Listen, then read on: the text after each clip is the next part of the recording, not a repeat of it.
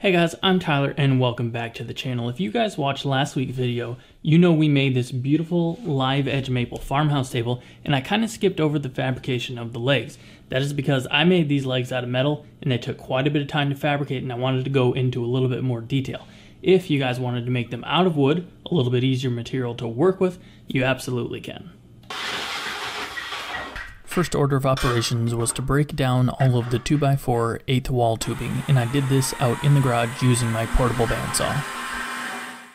This video has been brought to you by sawblade.com, whose Trajen 125 portable bandsaw I've been using to process all of the metal for these table legs. The Trajen 125 is an ultra portable bandsaw that is perfect for small shops like mine or for job sites so that you can get it up and out of the way when it is not in use. The 125 features a 110 variable speed motor so you can dial in that blade speed to exactly what you need. It also has bearing guides on both sides of the blades and an adjustable rail guide. This thing cuts miters like an absolute champ, as you can obviously see in this video. If you would like to find out more about the 125 or to make a purchase, visit sawblade.com, link in the description below.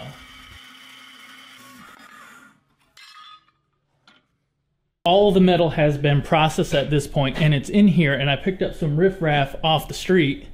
This guy, Douglas from the Retro Weld YouTube channel, he cleaned up the metal for me while I was processing it out there, and we are actually going to be TIG welding this mild steel together. And I have never TIG welded before until this morning, and Douglas, he does all sorts of welding on his channel, and he has recently gotten a lot more into the TIG welding process. That's what we're going to be doing on this table because it's much cleaner. There's no sparks, so we can do it in the shop. Like I said, it's 8 degrees outside. Nice and warm, right, Douglas? It's cold. Yeah, he's from you're from Memphis, Tennessee, right? Yeah, they don't do 8 degrees. No. So let me talk to you a little bit about the setup itself for the leg and my thought process behind why it's the way it is. Here is the SketchUp model of the leg assembly itself. The tabletop's going to be right here, and obviously the floor. And right here we have a rectangle that's going to be in the middle. We're going to weld that first, and then put all of the different assemblies off of that. Hopefully we can keep everything nice and square to itself so we have a nice flat table.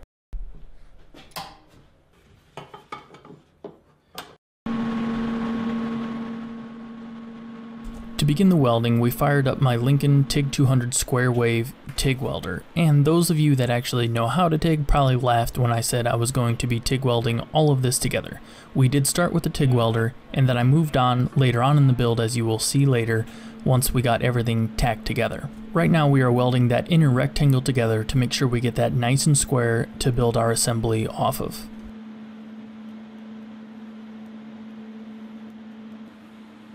I will get better at filming welding as time goes on. I simply forgot to change my exposure to auto, but I gotta say I'm pretty happy with these TIG welds since this was the first day I've ever touched a TIG torch. Once we had the inner rectangles of both leg assemblies completed, I used a speed square and a flat reference surface to make sure the parts that I was assembling on either side of that new rectangle were as close to the same length as I could possibly get. What I have found with metal is that any deviation adds a big effect later on. After setting up a bit of a square jig on the assembly table, I used my speed square to lay out the 45 degrees of either side of the leg assembly and then tacked it together with the TIG welder. Once the upper and lower portions of the leg assemblies were complete, I laid them out with my jig and flat reference surface, knowing that everything was square, and then laid in the previously welded rectangles, and then tacked them in place.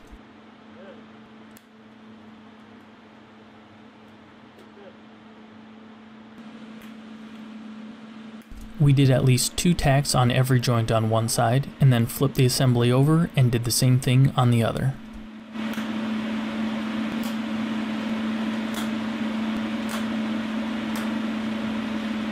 And like I mentioned before, not everything was TIG welded. Once we had it all tacked together, I moved it out into the garage where I could use the faster process of MIG welding. I had a couple reasons for doing this. One was those slight deviations that I mentioned. I had some bigger gaps that I needed to fill, and it was much easier to do this with the MIG welder. Also, there was just a lot of welding on here, and it would have taken many hours to do it with the TIG welder. Would have been good practice, but I also wanted to get this done so that we could get the table in our house, and the MIG welder worked out perfect. I laid down the beads, took it back into the shop on the flat surface, and used a sanding disc to sand things down a little bit, and then actually went back over those MIG welds with the TIG welder to make a nice weave pattern.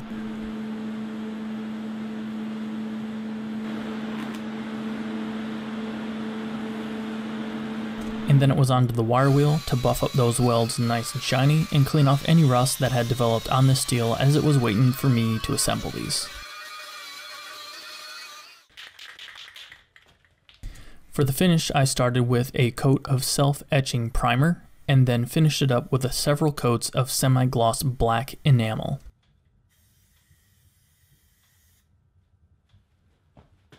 Once the paint had cured, I brought it back into the shop and laid out where I needed the holes to attach the tabletop to the leg assembly. People have asked me already in the tabletop video what I did to allow for expansion of the tabletop, and what I did was drill the holes much oversized and put the bolts in the middle of those holes so that the table can expand and contract with no issues.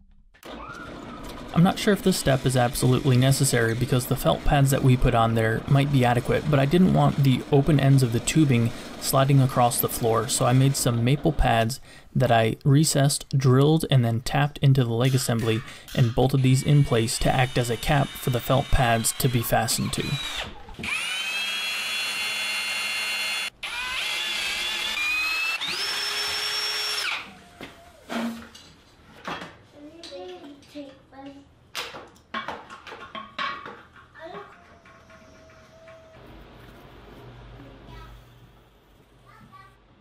Then cut and fasten those felt pads in place, and these are just a big square pad that I was able to get at the home center.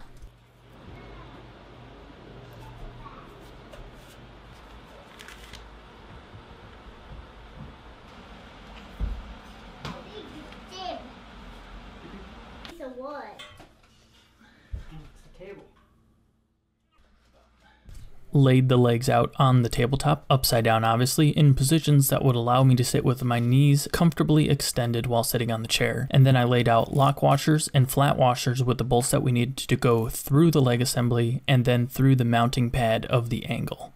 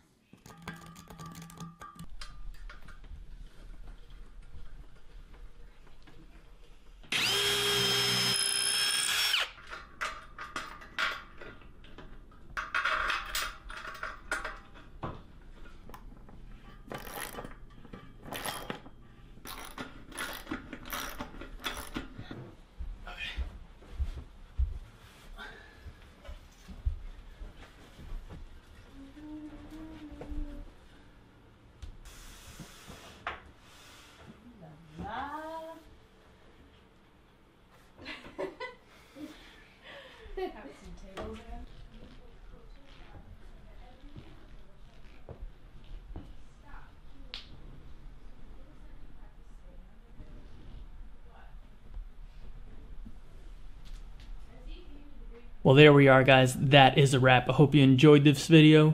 These legs are going absolutely nowhere for generations. I will probably be able to pass these on to my kids' kids and even further. We might have to replace the tabletop as it gets damaged, but these legs are going nowhere. Solid as a rock. You can cut your steak and your water doesn't even move when it's sitting right next to you. Fantastic. If you guys enjoyed this video, please hammer that thumbs up button. Helps us out a ton. I'm DIYTyler, and you guys have a good one.